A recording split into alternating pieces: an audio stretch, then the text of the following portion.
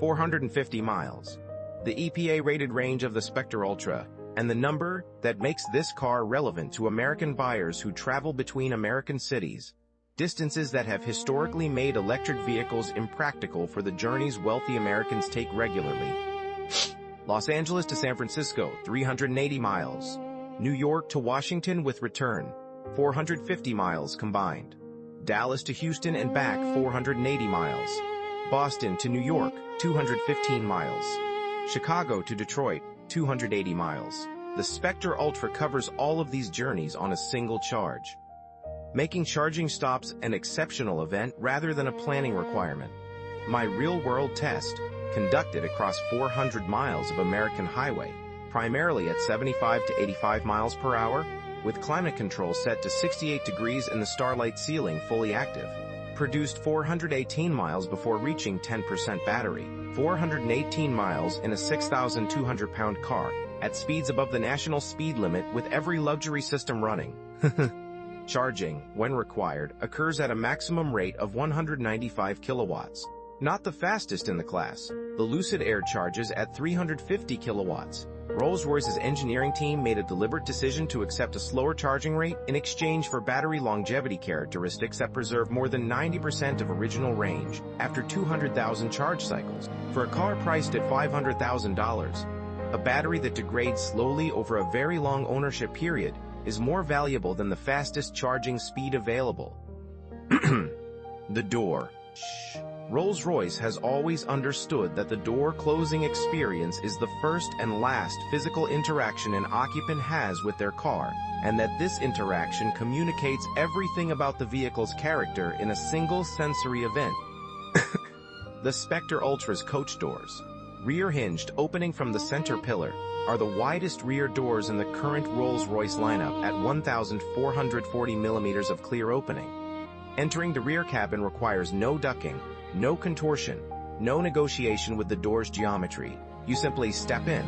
The self-closing system activates when the door reaches approximately 15 degrees of closure. A motor within the door structure takes control, drawing the door to its fully closed position at a rate calibrated by Rolls-Royce's acoustic engineers to produce the specific sound they call the perfect close, a single, definitive mechanical event that lasts exactly 3 seconds and produces a sound measuring 64 decibels at its peak, followed by immediate silence.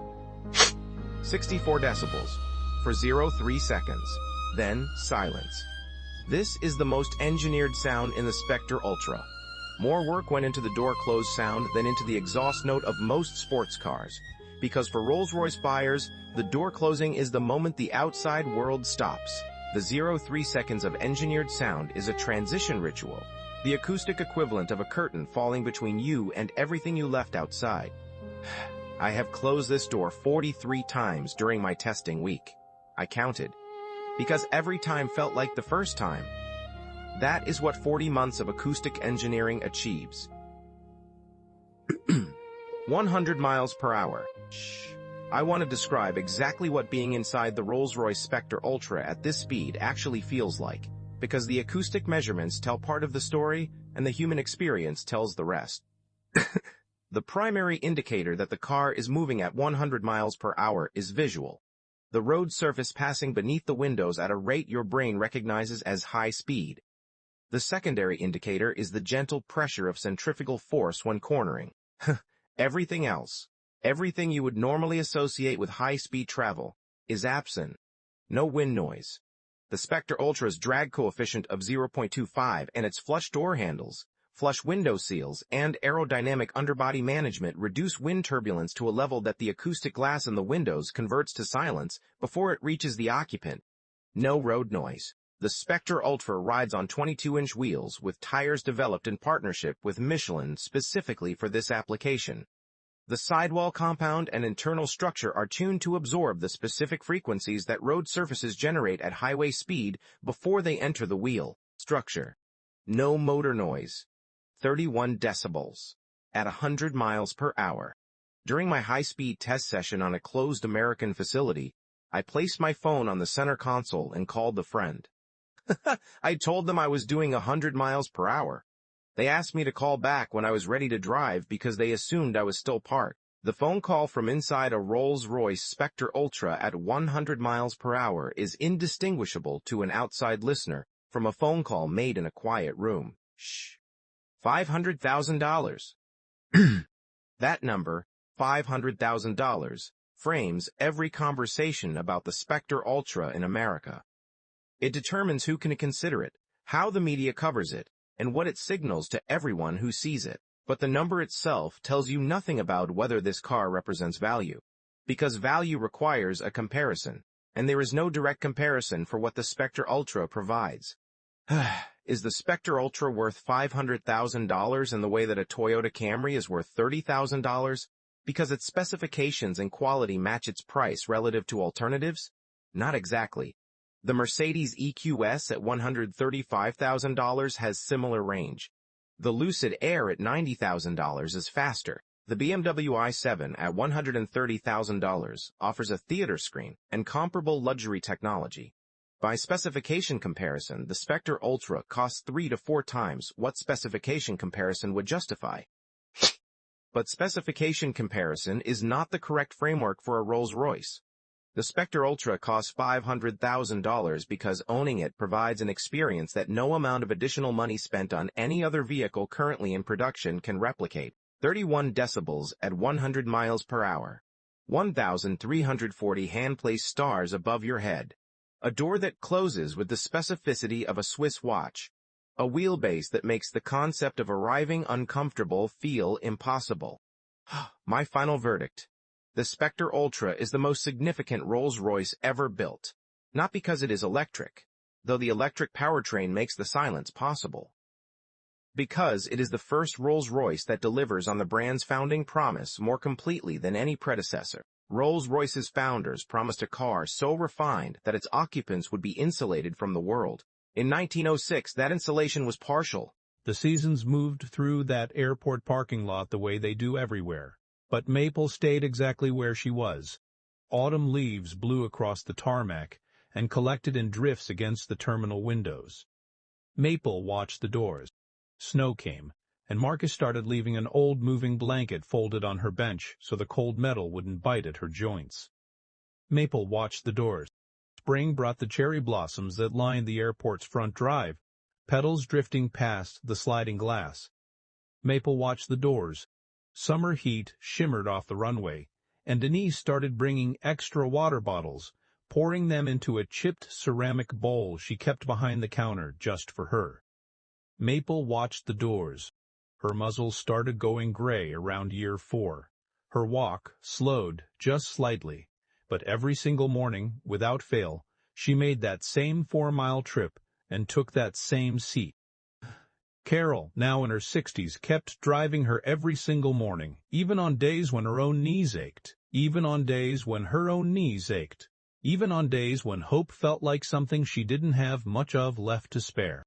People used to ask me why I kept bringing her, Carol said later, and I told them, because she never stopped believing, and somebody in that house had to keep believing right along with her. 6 years. 2,190 days. That's how long Maple sat at gate 14, watching strangers walk through doors that never once opened for the one face she was looking for. Until one Tuesday afternoon, everything changed. The call. Carol was on the porch when the phone rang. She almost didn't answer it. An unfamiliar number, the kind she usually let go to voicemail. Something made her pick up anyway. The voice on the other end was official, careful, and then, halfway through the second sentence, completely different from anything Carol had heard in 6 years. "Ma'am, we need to confirm, is this the family of Daniel?" Carol's hand went to her mouth. Papers slid off her lap onto the porch floor and she didn't even notice. He was alive. He'd been found, injured, held for a period of time under circumstances that would take much longer to fully explain, but alive, and being flown home within the week. Carol sat there on that porch for a long, long moment, staring at the framed photo on the wall behind her. Daniel, in uniform, Maple as a puppy in his arms. And she started to laugh and cry at almost exactly the same time. She knew. Carol whispered to no one in particular. That whole time, she knew. She picked up the phone again with shaking hands and called the one person who absolutely needed to hear this next. Denise, at the airport ticket counter, who'd been watching over Maple for years. The reunion. The morning Daniel's flight was scheduled to land. Half the airport staff who'd come to know Maple over 6 years found a reason to be near Gate 14. Denise stood by the counter, hand pressed to her chest. Marcus leaned against a support pillar, trying and failing to look casual. Reyes, off duty that day, showed up anyway, still in his uniform jacket, just to see it happen. Maple sat exactly where she always sat. Same bench, same posture, same eyes locked on those sliding doors. The arrivals board flipped. The flight had landed. Somebody near the doors whispered for quiet, like the whole terminal understood this moment deserved it. And then the doors slid open. A man stepped through in a faded uniform jacket, moving slower than he used to, leaning slightly on a cane he hadn't needed 6 years earlier. His eyes swept the crowd out of habit, and then stopped completely on a golden-brown dog with a graying muzzle, already rising up off the bench, already trembling. Maple didn't bark. She didn't hesitate. She ran. Daniel's duffel bag hit the floor. He dropped to his knees right there in the middle of the terminal as she closed the distance, and 6 years of waiting collapsed into a single moment. Her whole body pressed against his chest, his arms wrapped around her, both of them shaking. Around them, strangers who'd never met either of them were wiping their eyes. Denise had both hands over her mouth. Marcus had turned away, pretending it was something in his eye. Nobody in that terminal was pretending not to cry anymore. I told you, Daniel whispered into her fur, voice breaking completely. I told you I'd come back.